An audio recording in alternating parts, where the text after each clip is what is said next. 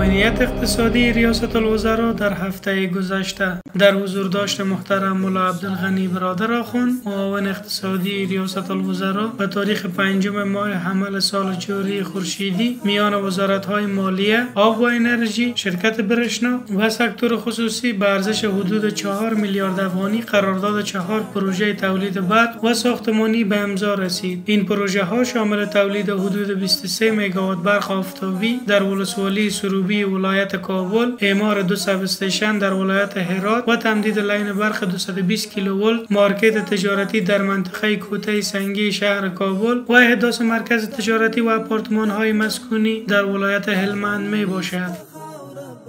فاز دوم سیخ گل و فاز سوم تولید آهنگادر فابریکه ذوب آهن ملت استیل به تاریخ 5 ماه حمل سال 1403 طی مراسم خاص از سوی محترم ملا عبدالغنی برادر آخوند، معاون اقتصادی ریاست الوزراء افتتاح گردیدند. در فازهای دوم و سوم فابریکه ذوب آهن ملت استیل 50 میلیون دلار سرمایه گذاری شده که روزانه ظرفیت تولید صدها تن سیخ گل و آهنگادر را دارند. برای 2000 از هموطنان ما فرصت‌های کاری نیز مهیا شده است.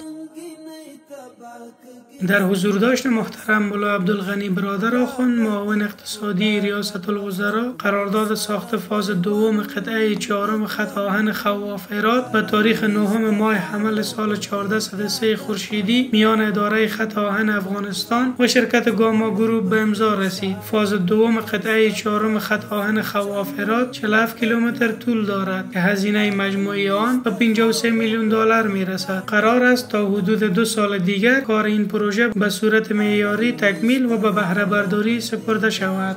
جوړې بدې شاړې کړم ښایسته به دې څو چند کړم